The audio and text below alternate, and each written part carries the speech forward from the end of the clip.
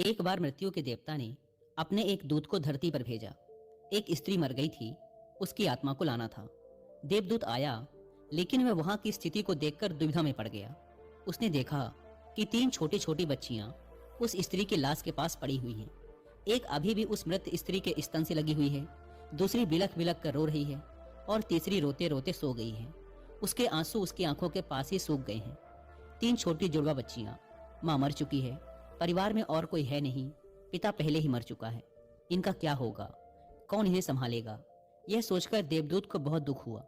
इसीलिए वह खाली हाथ ही वापस लौट गया और अपने प्रधान से जाकर बोला, मैं उस स्त्री की आत्मा को न ला सका, मुझे क्षमा करें, लेकिन आपको इस स्थिति का ज्ञान नहीं है। मेरी जगह आप होते तो शायद आप भी यही करते। उस स्त्री की तीन छोटी छोटी जुड़वा बच्चियां हैं, एक अभी भी उसके स्तन से लगी हुई है, दूसरी रोते रोते सो गई है और तीसरी चीख चीख कर रो रही है। परिवार में उन्हें संभालने वाला और कोई नहीं है।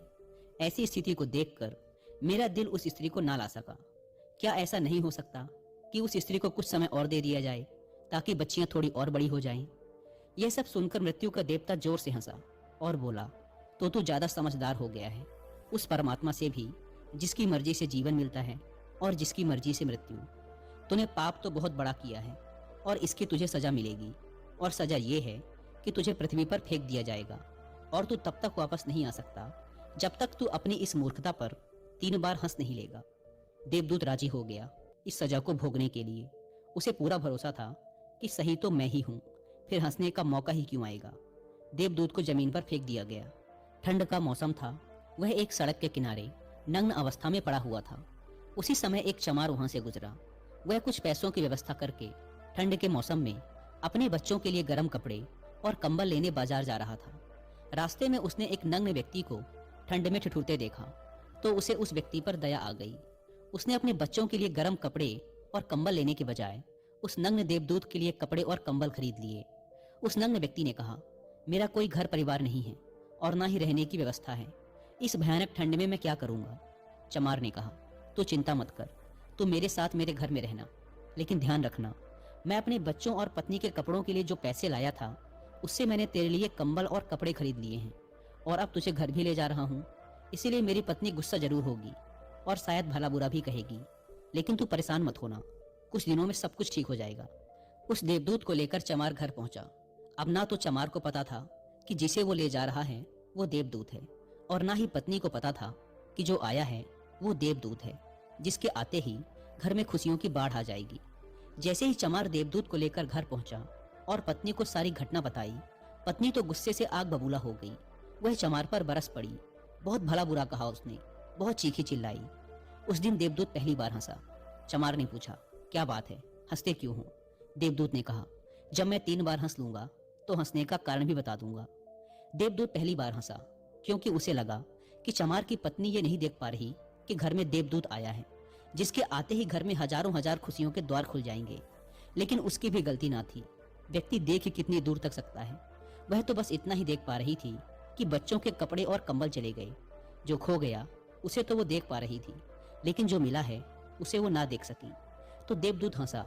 उसे लगी अपनी मूर्खता कि ये पत्नी भी नहीं देख पा रही कि क्या घट रहा है। अब क्योंकि वो देवदूत था, इसीलिए सिर्फ 10 ही दिनों में उसने चमार का सारा काम सीख लिया।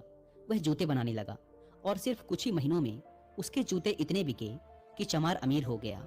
साल भर में तो सारे देश में ये बात फैल गई कि उस जैसे जूते कहीं और बन ही नहीं सकते। राजाओं और सम्राटों के जूते अब उसके यहाँ बनने लगे थे। चमार के घर धन की बारिश हो गई। सब बहुत खुश थे और सब कुछ बहुत अच्छा चल रहा था। एक दिन सम्राट का एक आदमी आया और बोला, ये चमड़ा बड़ा कीमती है, आसानी से मिलता नहीं, कोई गलती नहीं होनी चाहिए। सम्राट के लिए जूते बनाने हैं और ठीक इस तरह के बनाने हैं। ध्यान रखना, जूते ही बनाने हैं, चप्पल नहीं। उस राज्य में ऐसी प्रथा थी कि जब कोई व्यक्ति मर जाता था तो उसे चमड़े की चप्पल पहनाकर चिता पर लिटाया जाता था। चमार ने भी देवदूत से कहा कि चप्पल मत बना देना, जूते ही बनाना।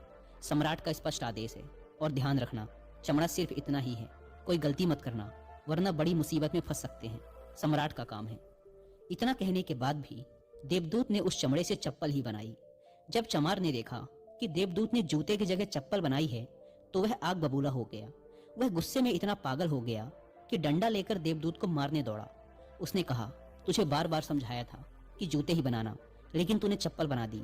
अब सम्राट हमें छोड़ेगा नहीं, तू तो मरेगा ही, लेकिन साथ ही मुझे और मेरे परिवार को भी फांसी लगवाएगा।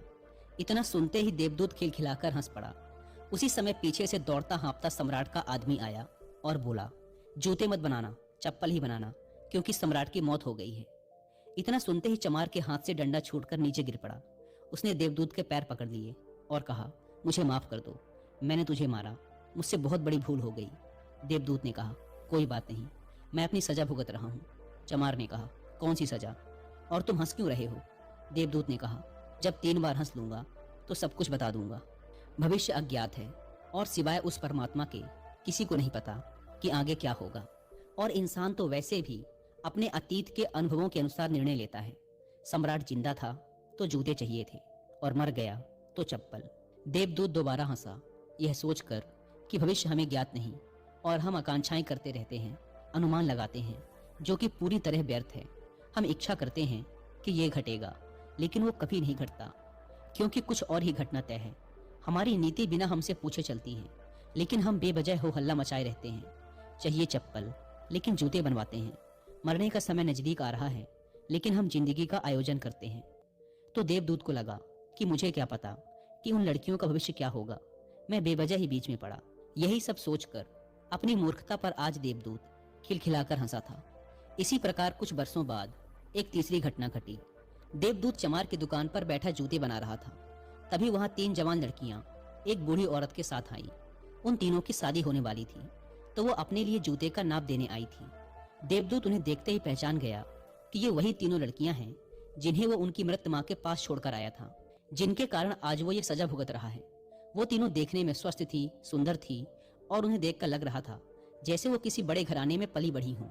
उसने उनसे पूछा, तुम्हारे साथ ये बूढ़ी औरत कौन है? बूढ़ी औरत ने जवाब दिया, ये मेरे पड़ोसन की लड़कियां हैं। बचपन में ही इनकी माँ की मृत्यु हो गई थी।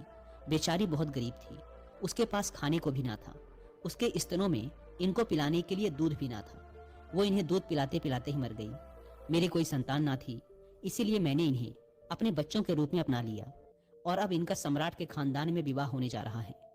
देवदूत ने सोचा, अगर इनकी माँ जिंदा होती तो ये तीनों बच्चियां भयानक गरीबी, भूखमरी और दरिद्रता में बड़ी होती, पर क्योंकि माँ मर गई, इसीलिए इनका लालन पालन इतने धनी परिवार में हुआ, और अब इस बूढ़ी औरत की सारी धन दौलत की यही तीनों मालकिन है। उस दिन देवदूत अपनी मूर्खता पर तीसरी बार हंसा। उसने उन तीनों लड़कियों के लिए अब तक के सबसे शानदार जूते बनाए और चमार से आकर सारी बात कह सुनाई कि ये 3 कारण थे मेरे हंसने के। मेरी गलती थी जिसकी मुझे सजा मिली। अब मैं समझ गया हूँ कि नियति सबसे बड़ी है, और हम सिर्फ उतना ही देख पाते हैं जितना हम देख सकते हैं, और जो हम नहीं देख सकते वो बहुत बड़ा और विशाल है, और जो हम देख सकते हैं उससे हम उस बात का सटीक अंदाजा नहीं लगा सकते जो घटित होने वाला है। मैं अपनी मूर्खता पर 3 बार हंस चुका हूँ। मेरा दंड पूरा हुआ, इसलिए अब मैं चलता हूँ। और देवदूत वहां से चला गया। दोस्तों, इस कहानी से सीखने वाली बात यह है कि आज घटी घटनाओं को देखकर हम इस बात का अनुमान नहीं लगा सकते कि यह घटना हमारे लिए अच्छी है या बुरी। इसका उत्तर तो भविष्य की गर्त में ही छुपा है।